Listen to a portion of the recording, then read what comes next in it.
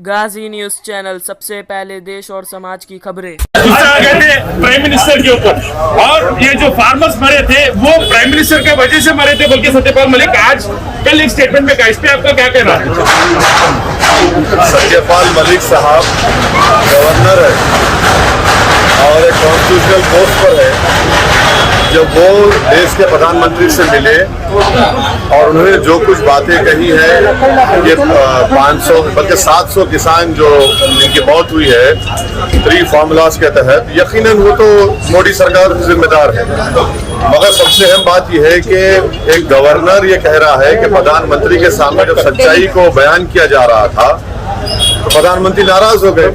तो इससे ये बात जाहिर होती है कि प्रधानमंत्री देश की जनता तो छोड़िए, प्रधानमंत्री अपनी सरकार के अपॉइंटेड गवर्नर की सच्चाई को सुनने के लिए तैयार नहीं है। तो इससे देश के प्रधानमंत्री श्री नरेंद्र मोदी का अहंकार और उनका सच्चाई को नहीं सुनना और ना मानना, ये इस बात को बताता है कि प्रधानमंत्री देश की जनता की तकलीफ से बिल्कुल दूर है।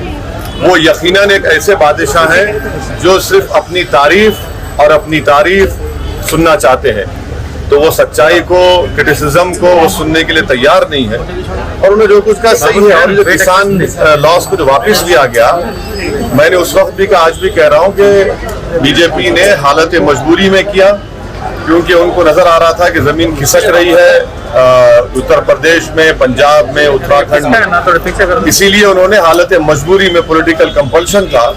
मगर ये बड़ी अफसोस की बात है कि जो एक गवर्नर कह रहे हैं, हम ये चाहते हैं कि देश के प्रधानमंत्री या तो उसका बताएं कि क्या वो बात सच कह रहे हैं सत्यपाल मलिक साहब, क्योंकि ये सब सही है। सब जानते हैं कि प्रधानमंत्री सिर्फ तारीफ सुनना चाहते हैं। सर, जो हालात हैं कोविड को लेकर, उस पर उत्तर प्रदेश में और पंजाब में जो रैलियों को लेकर प्रधानमंत्री ने एक पहल की है कि रैलियां कम की जाएं और ई रैलीज किए जाएं, इस पर आपका क्या कहना है? देखिए, बीजेपी की तरफ से रैलीज हो रही है, सब पार्टी की तरफ से रैलीज हो रही है, हमारी पार्टी भी रैली कर रही है। अब इलेक्शन कमीशन के आचार संहिता लगने के बाद ये देखना पड़ेगा। मगर सबसे अहम सवाल ये है कि देश के प्रधानमंत्री और बीजेपी सरकार ने जो बूस्टर शॉट का जो हमने डिमांड किया था, वो अब तक क्यों नहीं लगाया? आपने सितंबर में ऑर्डर क्यों नहीं दिया उसको? आज आपने बायोलॉजिकल ई को दिया है ऑर्डर, कब दिया आपने? और वो कब आएंगे वो जो प्रिकॉशनरी या बूस्टर शॉट बोल रहे हैं? और वो सिर्फ इमरजेंसी ऑथराइजेशन है। बूस्टर शॉट लगना चाहिए हमारे हेल्थ वर्कर्स को, फ्रंटलाइन वर्कर्स को, मगर वो है ही नहीं ना। वैक्सीन कहाँ है? वो तो जनवरी के एंड में आएगा। तो आप बूस्टर शॉट लीजिए, बूस्टर शॉट मुहैया कराइए देश की जनता को। जो कोविड की सेकेंड वेव में गलती की थी, दोबारा बात कर रहे हैं। सर, आज बच्चों के लिए अटैक करना नहीं हुआ।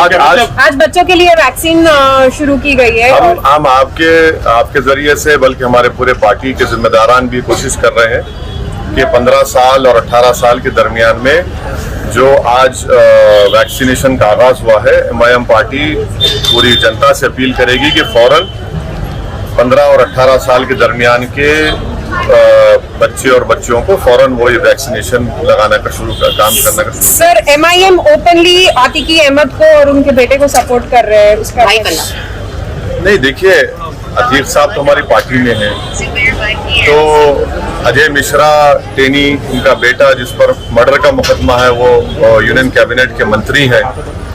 और बीजेपी के पास अभी मौजूदा उत्तर प्रदेश में 37% ऐसे एमएलएज हैं जिन पर क्रिमिनल चार्जेस हैं। तो और फिर भोपाल की एमपी हैं जिन्होंने गोडसे की तारीफ की। ये सब चीजें। सर, अभी ये मामला उठाना, सेंटर को अटैक करना नहीं हुआ, फॉर्मूला उसको तो अभी रिपील कर दिए थे, मगर अभी यूपी का एजेंडा नहीं है ये करना। किसका? ये जो अभी सेंटर के ऊपर अगेंस्ट सत्यपाल मलिक बोलना और अपोजिशन पे टारगेट करना, ये कितना तक आप देखते हैं? सही समझते हैं? अरे, आप तो ऐसा बीजेपी स्पोक्सपर्सन की तरह मुझसे सवाल कर रहे हैं। गवर्नर है, मजाक है क्या कोई? गवर्नमेंट ऑफ इंडिया मोदी साहब हिट कर रहे हैं, उनका अपॉइंटी है। अब आप अगर गवर्नर की बात पे यकीन नहीं करेंगे, चलिए अब ओवैसी की बात पे यकीन नहीं करेंगे, मगर गवर्नर है ना, गवर्नर कह रहा है कि प्रधानमंत्री सच्चाई सुनने तैयार नहीं है। और कितनी बेहिसी से देश के प्रधानमंत्री कह रहे हैं कि मेरी वजह से मरे। हाँ, आपके कानून बनाने की वजह से किसान मरे, आप ही के कानून बनाने से बने, सारा देश जानता है। मगर 10 मिनट में प्रधानमंत्री गवर्नर से वो खुद कह रहे हैं कि उनसे बहस हो गई, झगड़ा हो गया। ये ठीक नहीं है। देश के प्रधानमंत्री का ओहदा बहुत बड़ा है, गवर्नर का ओहदा भी है। प्रधानमंत्री एक यकीनन एक बादशाह बने हुए हैं और बादशाह सलामत के दरबार में सिवाय तारीफ के और सर झुकाने में कुछ मिलता नहीं था। मगर ये जमहूरियत है ना, ये तो लोकशाही है। कोई भी आकर किसी के बारे में कह सकता है, मेरे बारे में कह सकता है। तो हम तो उम्मीद करेंगे कि प्रधानमंत्री और ज्यादा सच्चाई को सुने। कड़वी जरूर है, जैसा कि बेरोजगारी बढ़ चुकी है, कीमतें बढ़ चुकी हैं। ये प्रधानमंत्री अगर नहीं सुनना चाह रहे तो हम पुकार कर कह रहे हैं कि आप तक पहुंच जाए ये बात। सर आखिरी सवाल, गिटहब पे आपको कुछ कहना है? महाराष्ट्र में जो अभी ऑनगोइंग इश्यू है गिटहब का इश्यू जो चल रहा है, हैदराबाद के 2 लड़कियों को, हैदराबाद के भी पूरे देश के जो मुसलमान पढ़े लिखे महिलाएं हैं, पढ़े लिखे हैं, काबिल हैं, अपने आप में काबिल है, उनके ताल्लुक से आप उनके हर्राज का ऐलान करते हैं, उनके ऑक्शन का ऐलान करते हैं। ये कौन लोग हैं ये? और देश के प्रधानमंत्री को, देश की सरकार को इनको पकड़ना चाहिए, अरेस्ट करना चाहिए। अरे भाई, ये मुसलमान जरूर है मगर किसी की बेटी है, किसी की बहन है, किसी की माँ है, उसमें 65 साल की महिला भी है।